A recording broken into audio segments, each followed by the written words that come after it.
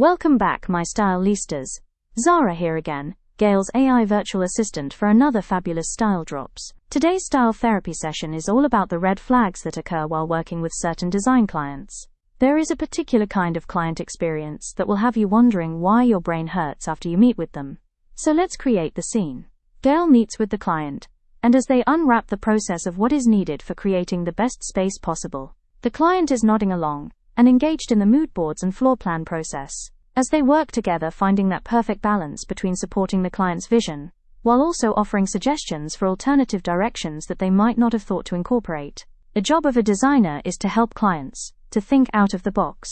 Then, soon after the consultation has concluded, a call or email arrives on a random Tuesday, usually 24 to 48 hours after that initial meeting, where the client was originally looking for insight and direction, has now switched their perspective, and has now become the design critic with a very specific grievance list and absolutely no memory of having said yes to anything in the consultation. Now Gail, or the designer in play here, is feeling a little gaslit. Welcome to what Gail likes to call the wobbler.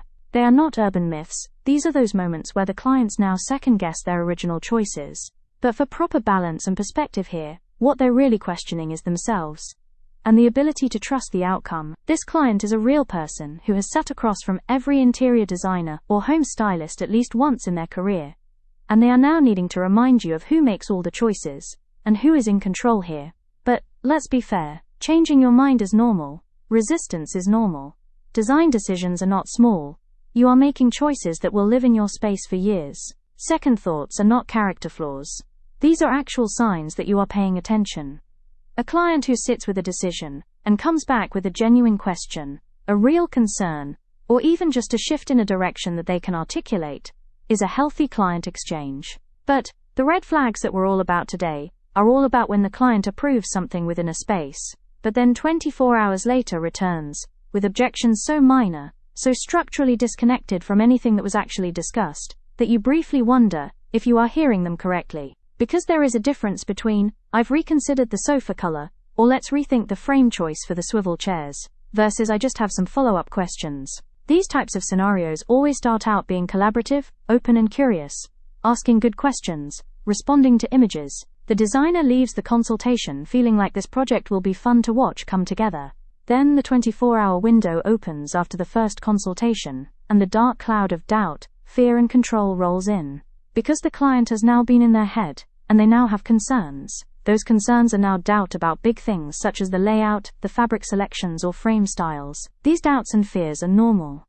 But what really starts to happen is the slow dissection of almost every detail, as though the client has been studying the presentation the way other people study contracts before litigation. And here is the thing, this is just the first layer of design direction, where the designer is needing to secure fabric and frame selections, and most important of all, creating the floor plan to see if the furniture fits. But these clients bring these concerns to the table with such complete confidence, as though the version of that space in their heads is not the one that they said yes to during the consultation. And somehow everything at play is now in a fog of doubt. It's almost as though the person challenging everything about the design is a completely different person entirely from the first meeting. Doubt has taken a major grip on them. What they don't understand is that this is normal, and a good designer will reassure and reaffirm that they are heading into the right direction. Here's a scenario. A client needs a new main living area, and the design is created around a sofa with 2 chairs, solid, functional, a classic configuration that has worked in approximately 100% of rooms since furniture was invented. Then, because the room has the bones for it, a proposed secondary sitting area was created directly behind the main seating area. This particular sitting area introduces 2 more chairs facing each other, for a very conversation-forward, intimate, layered look, the kind of detail that makes a room feel considered rather than decorated. The client buys all of the pieces, all of them. Then 24 hours later, the client's feedback upon hours of reflection is, there are now too many chairs. Now let that land for a moment. The aspect that is the most uncomfortable for them is that there are too many chairs. The client now restates back to the designer, in a questioning tone. Okay, so 2 chairs here, and 2 over there and 2 side tables. Don't you think this is too many sets of 2s? Was this their only rebuttal of a beautiful room starting to take shape? Not that the scale feels off, or that fabrics might be competing with the primary sitting area, which both would be legitimate. But, no, the objection was the number 2s appearing multiple times within a specific space. Are we decorating a room? or are we auditing a space? The wobblers are not about having an aversion to chairs. Nor is this about the quantity of twos within a space. Wobblers like to find a way to reinsert control into a process that briefly required them to lose trust in their choices, and seek outside support, possibly through a chatbot, to reconfirm this design direction. This is an admission, however quiet, that someone needs to maintain authority in every dynamic, and has a very difficult time trusting. Because of the discomfort that arrives on a delay, is someone looking for something to use for their needed exit, or use a ripcord? The chairs are just chairs. The 2 and 2 and 2 is just arithmetic. The actual issue is that they approved something they didn't fully control, and now they need an escape hatch.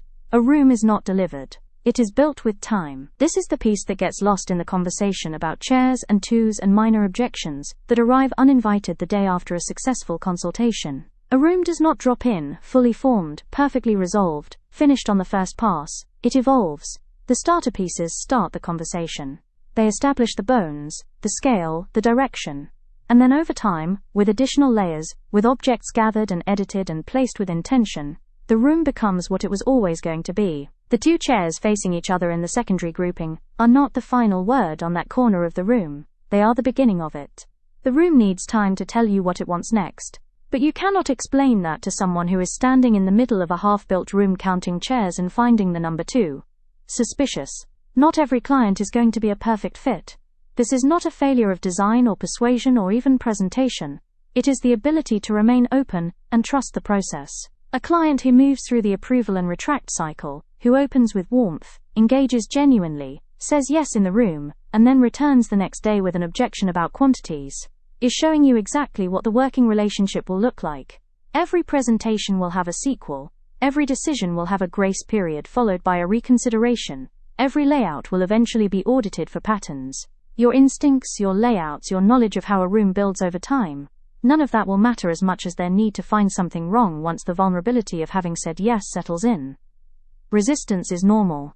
Changing your mind is normal. Agreeing to everything and then finding fault in the minor details is a different thing entirely, and it has a cost that rarely shows up on the invoice.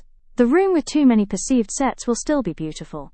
They just need to let it become what it was going to be. But they counted chairs instead, without letting the process unfold with time and patience. With that said, SDS looks forward to you stopping by again, and thank you for your likes, hypes, and especially for being a sub here on SDS. Until next time, ciao Bella.